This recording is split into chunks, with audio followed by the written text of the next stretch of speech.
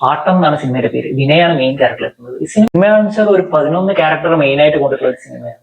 നമ്മൾ ഈ 12th Man എന്ന് പറഞ്ഞിട്ട് മോഹൻലാലിന്റെ സിനിമ ഉണ്ടാവും. ഏകദേശം അതുപോലെ ഉണ്ടെങ്കിലും പക്ഷെ ഇത് കുറച്ച് ത്രില്ലിംഗ് ആയിട്ട് ആരായിരിക്കും ആരായിരിക്കും ഒരു ഇതായിരുന്നു.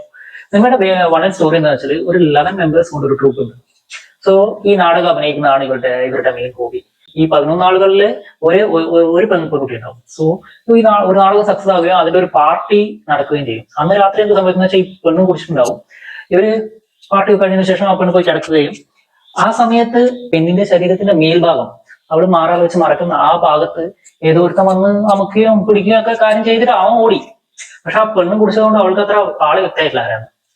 അത് ആരാണെന്ന് ചർച്ച ചെയ്ത് കണ്ടുപിടിക്കുന്നതാണ്. സോ സിനിമയുടെ ക്ലൈമാക്സ് എനിക്ക് ഗസ് ചെയ്യാൻ പറ്റി. കാരണം അത് ആരാണെന്ന് അവസാനം വരെ അവരും കാണിക്കൂല.